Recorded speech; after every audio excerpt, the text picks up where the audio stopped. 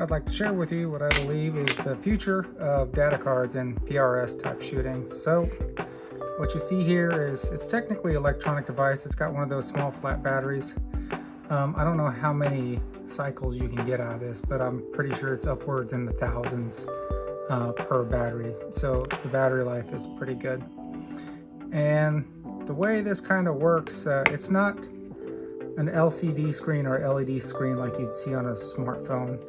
It's almost like when you write on it, you displace some sort of medium that's in there and you end up seeing the background of the device. I don't really know how it works, but it's not like an LCD like you see on a smartphone. It's actually really nice to write on. It doesn't require an extraordinary amount of pressure or anything like that, so you can write on it relatively quick. And as you can see, the writing surface is pretty large. So width-wise, it's about 3 inches, and height-wise, it's right around 5.5 inches to 6.5 inch on the diagonal. So it's relatively large, but not too small. So if you've got fading vision, this might be a good way to go. Now, I've came to this part of my evolutionary cycle, if you will, on data cards after quite a few different trials. So one of the challenges that I've seen with the other writing systems is when it rains. So what I'm going to show you real quick is how do you erase this. There's a button on the back, it's raised, it's a membrane pad. You push it and it erases almost instantly. But you know, writing in the rain has always been a challenge. So here's a little thing of water. And this kind of shows you that writing in water is not very much of a challenge. You know, it sucks to shoot in the rain, I get that. But this makes it a little bit better. Continues to work. Also on this device, what it has is a lockout button. So what you do is flip this, and if you're concerned about accidentally pushing this membrane button, even though it takes a little bit of pressure, when you push it, it doesn't clear out. However, you can still write on it. So it's not a complete lockout, but it does keep you from inadvertently erasing your information. I unlock it, and there you go. So I've gotten to this point in my evolution of data boards. You know, I used to write on a piece of paper. The thing that sucks about writing on a piece of paper is it's not rigid like this is. You got to find a surface to write on. You can use masking tape rules. I've seen that. But you're writing on a round surface, and it's relatively narrow piece of medium that you're writing on. I've eventually settled on these blank ID cards, and either just stuck a piece of Velcro on the back, or I actually 3D printed a bracket. I've seen a lot of people use dry erase and wet erase markers. You know, so this is an example of a wet erase, and this is a fine way to document your data. A little dyslexic. It's about the right size. I wish it was a little bit larger, but obviously some of the problems here is you have to have something to wipe it away. It does come away really clean, really easy, but again, you have a challenge of writing in the rain. Dry erase, in my opinion, erases too easily.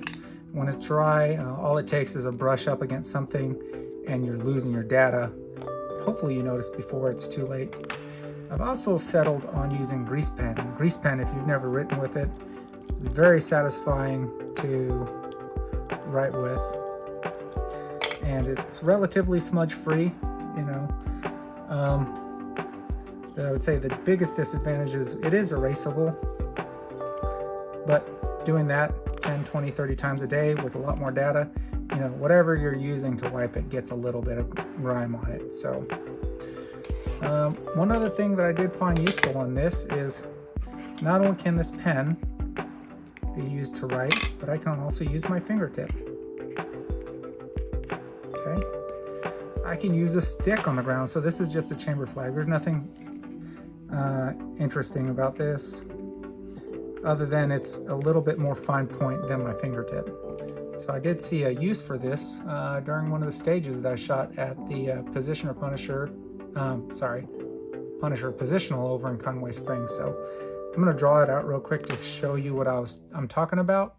So we'll come right back. This is an example of the stage that I shot this last weekend. It was a PRS match in Conway Springs called the Positional Punisher. Now, if you read this stage description, there's only two targets, and here's how they're identified. Target at 453 yards is a number 10, and it's IPSC. So as you can see, this is my data that correlates. So if I lose track of it, I could quickly ascertain which target is correct. And if you read the sequence for the shots, it says that the first position is near, second position is far, then you go to near far, then you do far near, then near far, far near. Obviously this stage is designed to try to confuse you and eat up some of your mental capacity. So one of the nice things about having this on my rifle is when I do my dope cards, I always do my closest target at the bottom, my furthest target at the top. I don't necessarily do them in the order I shoot because it kind of helps me spatially understand where the targets are at. But as I was shooting, I just marked through these targets. I'd shoot the near, then I'd shoot the far.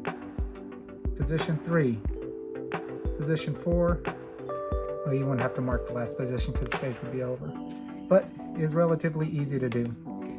One of the questions you might ask is, what does this look like in bright sun? Well, the brighter it is, the higher the contrast is, so it works really well. They stood up in the heat really well. The other question you're asking is, what do these things cost, right? So right now on Amazon Prime Day, these are about $8.50, $9 a unit. And they go up to, I think, right around $10 or $11 when they're not on sale. You can buy variations of models kind of like this with a little bit different geometries. I think there's a 10-pack on there for about $15. So they're relatively cheap. They come with a battery in them. So maybe you should give it a try, but like I said, I believe this is the next trend in PRS data boards.